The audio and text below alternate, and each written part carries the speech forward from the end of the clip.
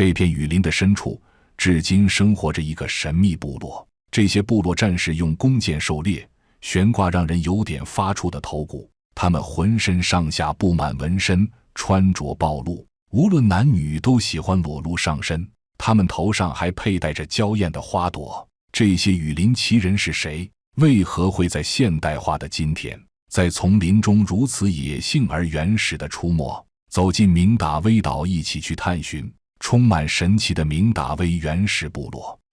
明达威岛群岛位于印度尼西亚西部的苏门答腊岛西海岸，宝石般翠绿的雨林，风光如画的海岸，让这里成为世界冲浪圣地。而明达威人作为拥有2000年历史的土著部落，世世代代生活在这里。他们在海岸边行走，穿梭于雨林。6.4万人口的明达威部落，如今只有极少数的部族还保留着古老的传统和生活习性。他们坚持生活在人迹罕至的雨林深处。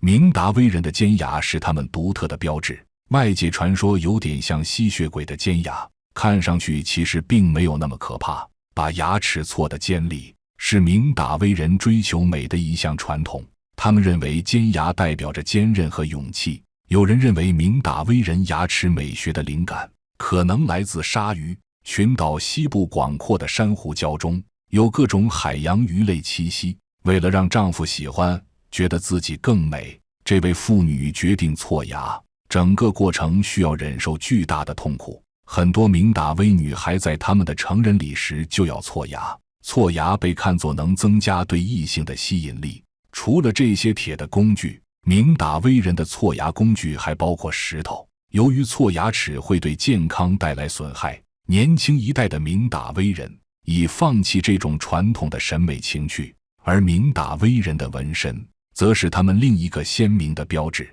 外来者总是惊叹这些图案的精美和神秘。有人统计过，明达威部落中至少有160种非常古老的纹身图案。对明达威人来说，每一个纹身都有着它独特的寓意。纹身出现在明达威人的手臂、脚部、背部、脸部，还出现在他们赤裸的上身。这些图案有的起到护身符的作用，有的能让他们分辨彼此属于哪个村落。部落的男孩会在7、8岁时开始纹身，就像错牙，同样要忍受身体的痛苦。在生命成长的重要时段，明达威人都会添加新的纹身。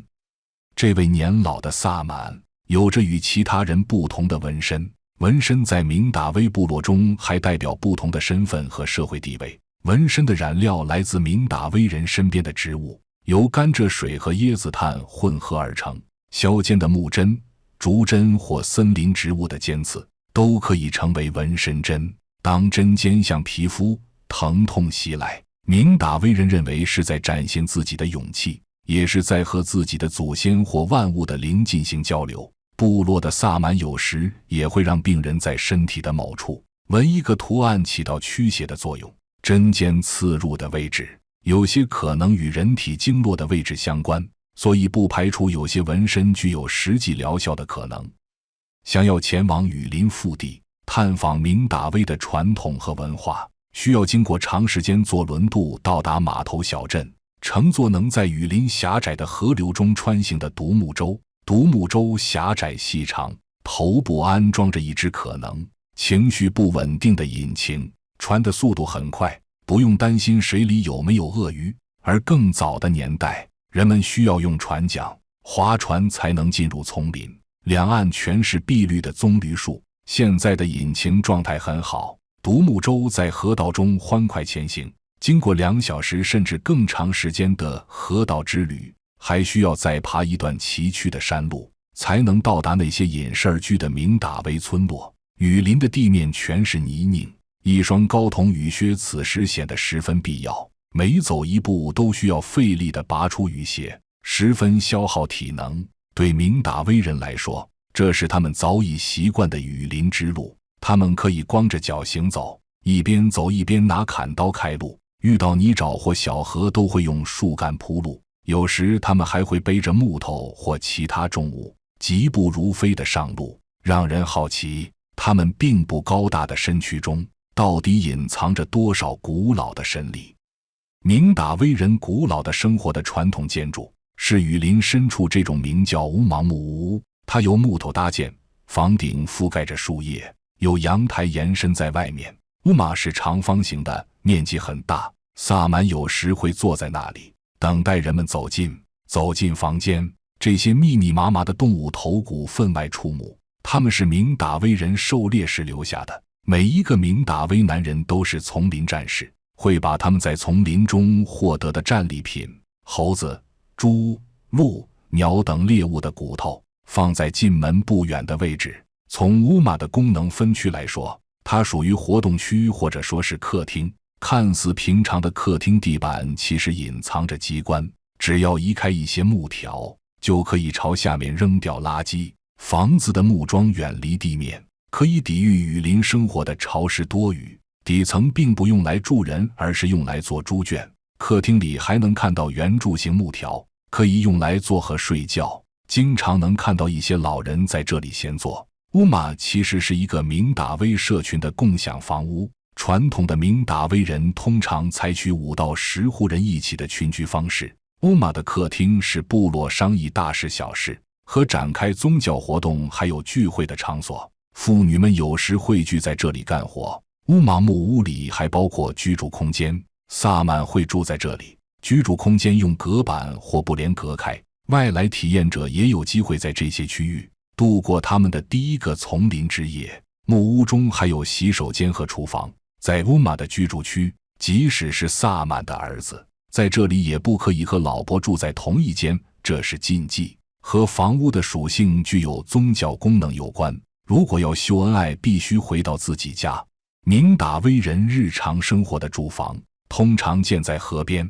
名叫拉雷，通常没有乌玛那么大，也会在房子周边饲养家禽、家畜。萨满除了在乌玛中居住，还会带领族人在这里展开各种宗教活动。作为部落中的智者，他会在这里为族人排忧解难。猫狗这些明达威人的宠物，还有孩子们，都可以自由出入这间族人共享的长屋。这又让乌玛在他的原始宗教气息之外，散发着一种随性的生活气息。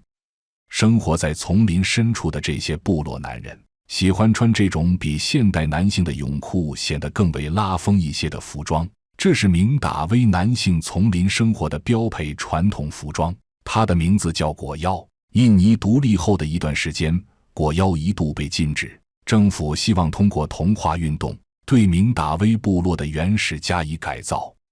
如何制作一条裹腰？一个明达威人走进丛林，先找到一棵满意的树，用砍刀砍倒后剥去外皮，拉扯出第2层树皮，把这层树皮放在树干上反复用力捶打，一通捶打猛如虎后，树皮被晾晒在院子中，要等它干透后才可以当作面料，用来制作裹腰。给裹腰染色时，染料用的也是纯天然的雨林植物。就像这样穿着裹腰，往昔的明达威男人在漫长的岁月中，在充满毒虫和植物尖刺的雨林中走过一个又一个世纪。从背面看起更加节约资源的裹腰，显然很适合应对雨林湿热的气候，也能让明达威男人狩猎时四肢行动更加自如。只是让人觉得奇怪，如此大面积的肌肤裸露，如何做到防止雨林生活的蚊叮虫咬？明达威女性也有她们的服装，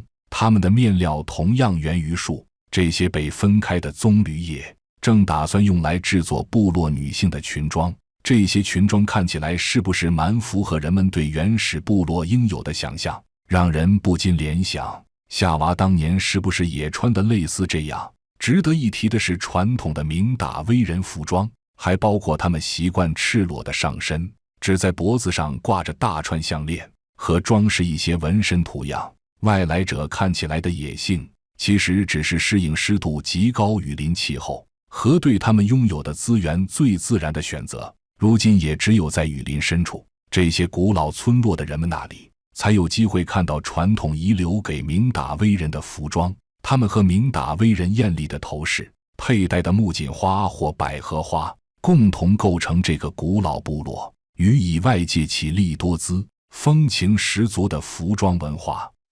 在明达威人家中会看到这种古老的火炉，他们用丛林中的枯叶和树枝点燃，竹筒被烘烤后散发出阵阵清香。明达威主妇正在取出这种食物，名叫 Sagu， 它是明达威人生活中最为常见和普及的传统食物。制作 Sagu 同样需要找到一棵树，这棵生长在的雨林中，树被砍倒。明达威人手上的砍刀能够砍树、砍竹、砍柴、砍万物。Sagu 树又叫西米耶树，树干中的饱含西米淀粉被剁碎、搓揉，取出的淀粉装入竹筒，或用树叶包起来用火烤，就成为风味不同的 Sagu。明达威主妇的日常工作之一，就是在这样水池里制作 Sagu 粉。Sagu 粉被晾干后，可以装进袋子更长久的存放。爬上树去摘下一颗椰子，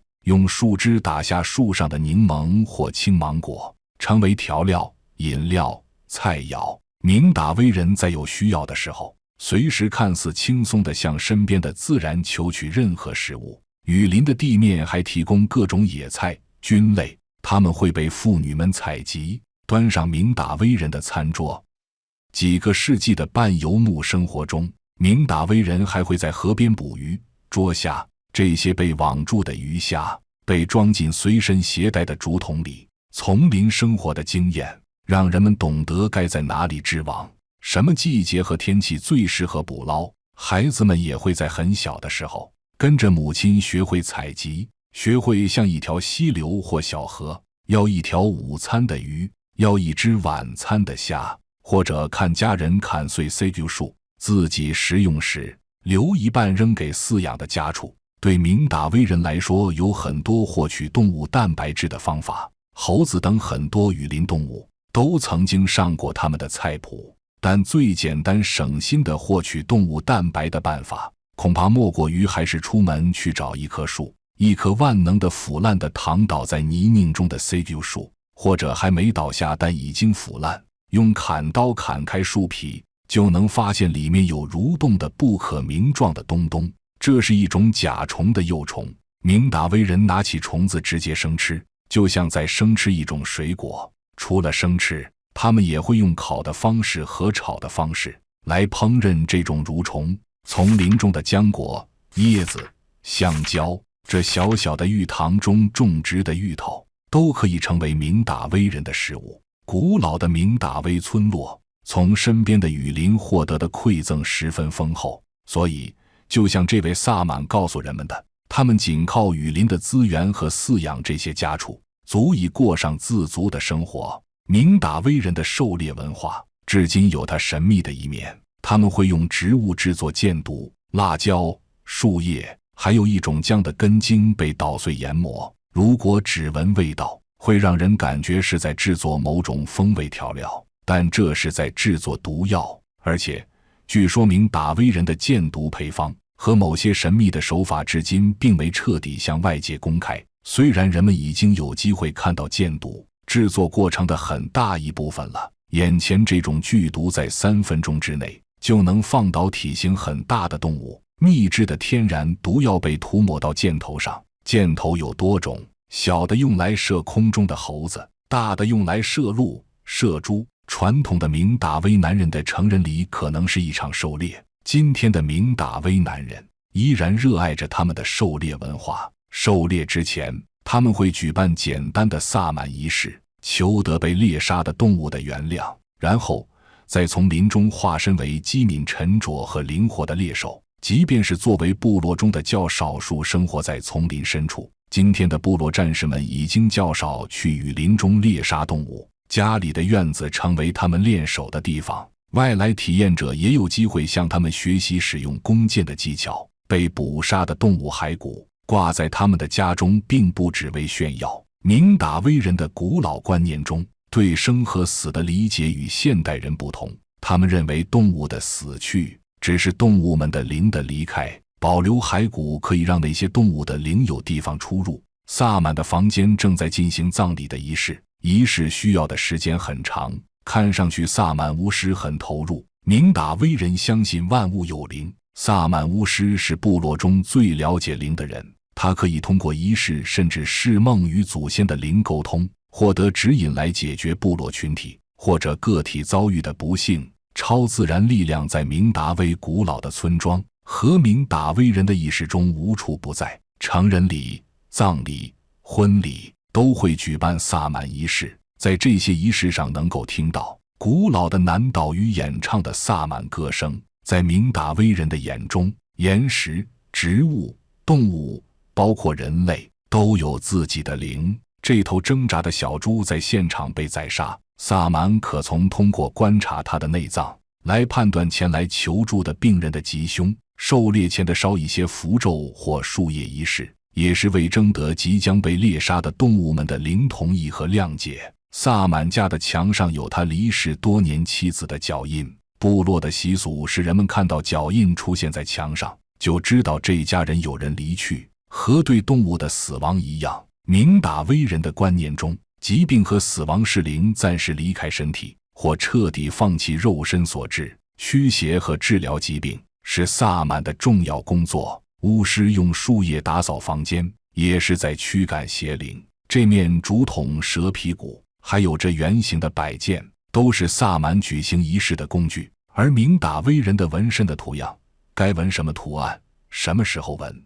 经由萨满与灵的沟通，也被赋予宗教含义。没有仪式喧嚣的日常时光中，乌马长屋中老人在抽烟，这种烟由香蕉的叶子制作。有人在编织渔网，有人向火炉中添加柴火，孩子们在房屋内玩耍，家禽们在院落中散步，人们光着的脚走过一段又一段时光。男人在砍树，女人在缝补，有人跳进小河，用大自然的浴缸洗涤汗水和污垢。虽然小河看起来有些浑浊，一场大雨可能让它变得更加浑浊。太阳在黄昏中收起它的光线，这里没有电网，用蓄电池照明，户外灯照着一锅热气腾腾的食物。在清晨，人们向盘中盛装食物。大雨覆盖着雨林，雨声在木屋周围响起。出晴的时候，雨林的上空升起雾霭，一只神奇的公鸡是这里的教早闹钟。